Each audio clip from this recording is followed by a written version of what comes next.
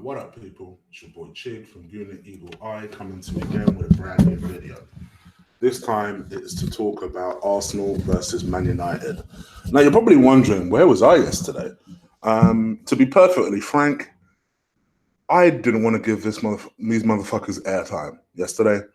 I was hanging out with my people, watching the game here. All of us depressed as fuck because we were all Arsenal fans. And you know what? I popped open some Courvoisier VSOP, popped open some Double Black. Yes, sponsors are available. Sponsors, I will happen. Those drink companies, if you're interested, I'll plug you guys all day. These are some of my favorite drinks. And I ain't gonna lie, I'm drinking the night away, straight up. And I rarely drink. But yesterday, for some reason, I was inspired by the bullshit performances that I saw yesterday. It was unbelievable. Do you know what? I can take it if we lose. I can. I can take it if we lose. You know? I'm one of these kind of people who understands that for whatever reason, Manchester United seem to have this hoodoo shit over us. You know, no matter how poor they are, no matter how bad they are, no matter how low in confidence they are, we can never quite do enough to beat them. Never mind when they're on, where their confidence is sky high, they're on a 7 match winning run. Really and truthfully, I should have taken a step back and thought, really? We're going to beat these fuckers at Old Trafford when their confidence was really low. What made me think we were actually going to win that game yesterday? Here's the truth of the matter, right? And this is just truth. This is me spitting truth the way I see it watching that match yesterday. Because, like I say, I ain't going to do 2 videos on this. You ain't going to see a separate player ratings on this. I'm doing that shit here. That doesn't mean I'm not doing a show tomorrow. I'll tell you what show I'm doing tomorrow. But I ain't trying to give these fuckers airtime. Because it was, to me, their performance yesterday was embarrassing. That shit was embarrassing. It was embarrassing. Fucking hell. If you're going to go down swinging. Go down swinging. Refuse. Say, all right, you want this? Come then. And swing it out. How do you go from a performance like Chelsea 6 days earlier to this? How? How is that even possible? How does someone like Lauren Koscielny, and all right, he was injured yesterday. I should feel sorry for him because supposedly he's got a broken jaw. But how do you go from that to this in the space of 6 days? How does Granit Xhaka, don't get me wrong, I don't think he was amazing last week, but he was at least a 7 out of 10 last week. How does he go from a 7 out of 10 to a 2 at best?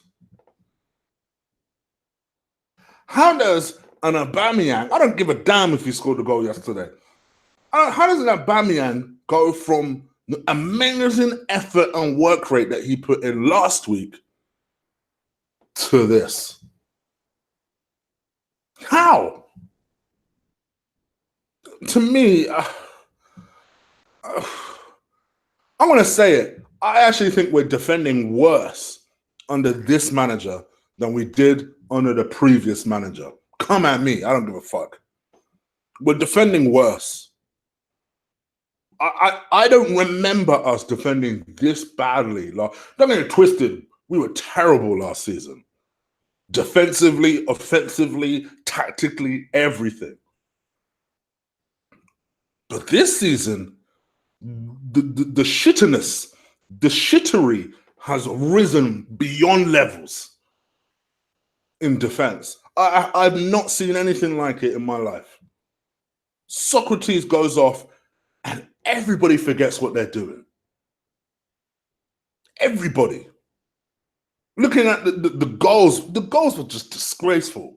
All 3 of them. And you let this idiot. First of all, it's bad enough you let Alexis Sanchez, that idiot, that fool, that pedigree chump fool, you let him score. But I can take it. I think to myself, you know what? It's early enough in the game. We can come back. We can come back. But then, if I had to build a top 5 players of players I hate in the Premier League at the moment, Dele Alli would be first. Do you know who would be second? Fucking Jesse Lingard. How the hell do you let Jesse Lingard do this shit to us again? You let this fool moonwalk all over us again. Fucking hell.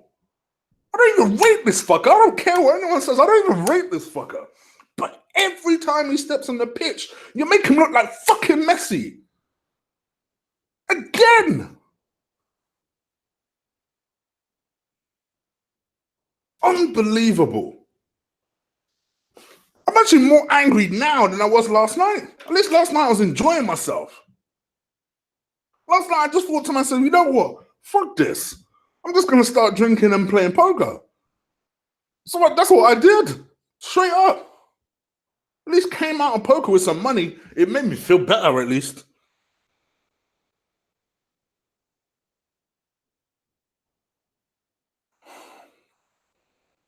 I'm just going to the damn player ratings. Petr Cech.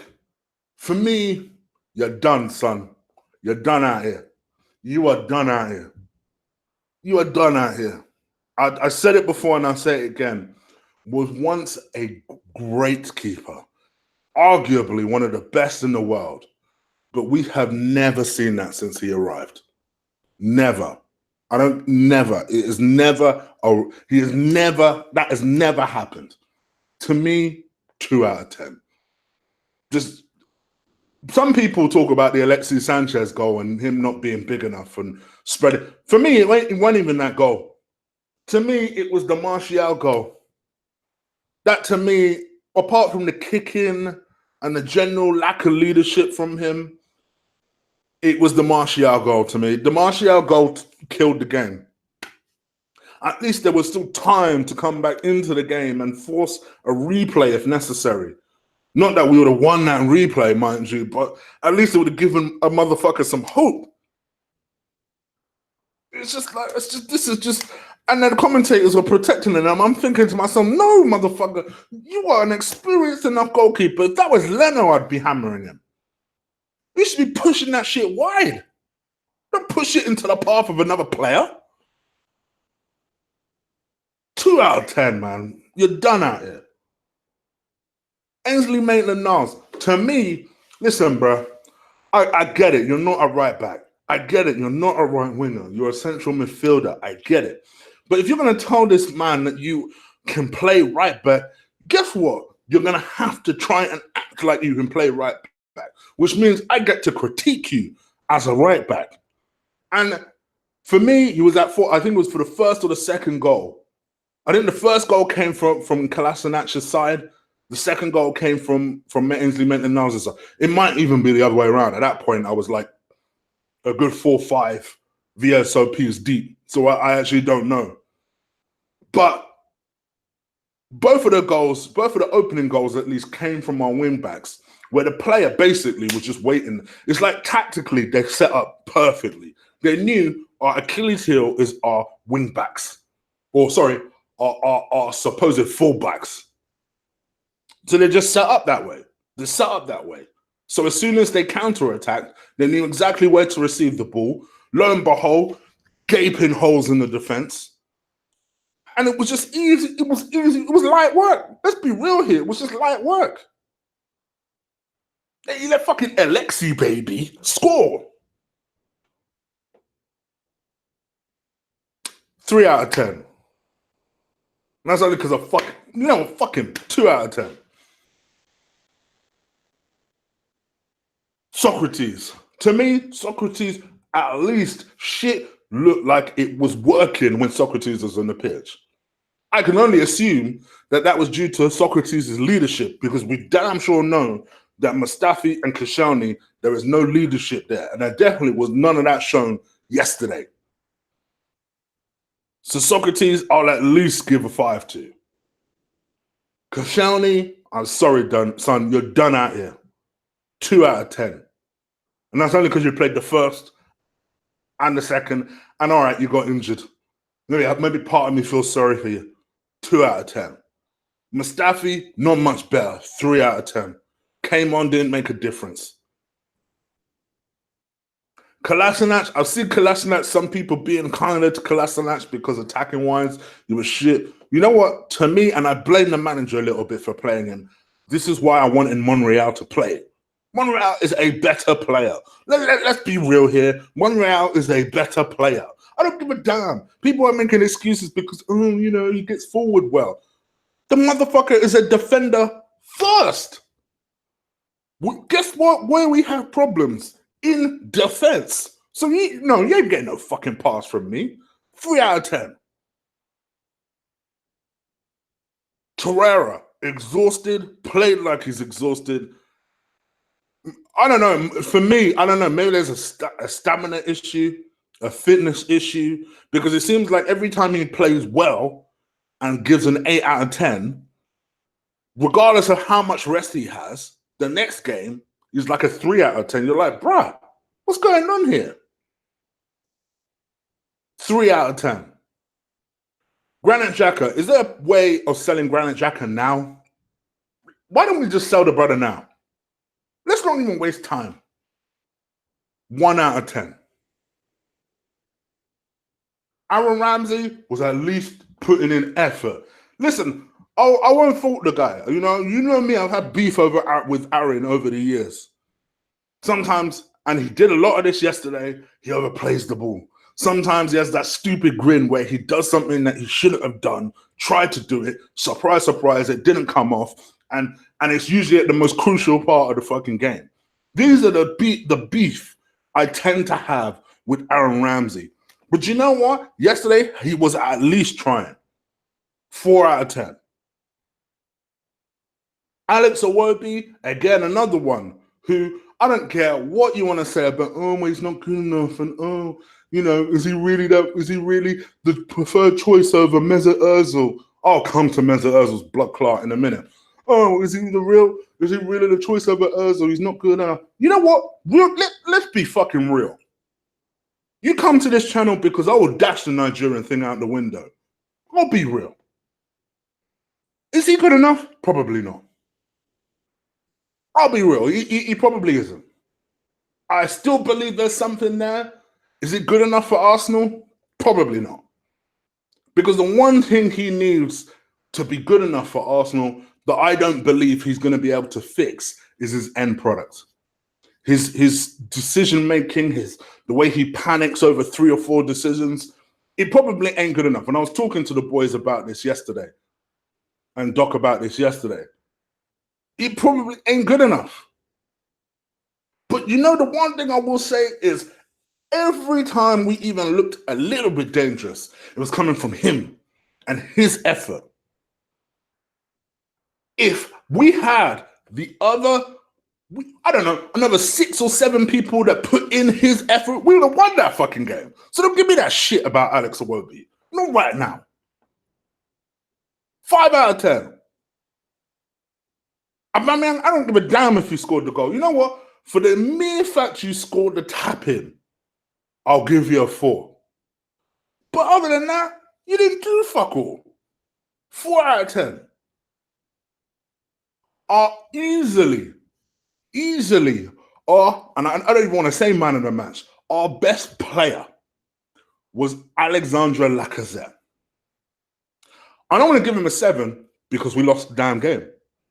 But if anyone deserved a 7, it was him. Because of the effort, the finishing was terrible. Let's be real here. And that's why he gets a 6. The finishing was terrible. But for his sheer effort, every time we needed someone to drop back and at least try and win the ball, it was him. I saw this guy all over the pitch yesterday. In fact, to be honest with you, it was probably one of the games where I thought he actually worked the hardest I've ever seen him work. And Alex Lacazette always works hard, mind you. But he at least wasn't the only other person I saw on the pitch that looked like he gave a damn. 6 out of 10.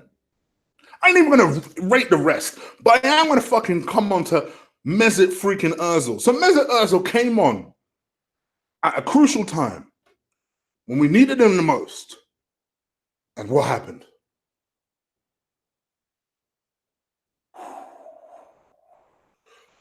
Yes, that's my impression of fucking whistling Dixie. Fuck all happened. Fuck all happened.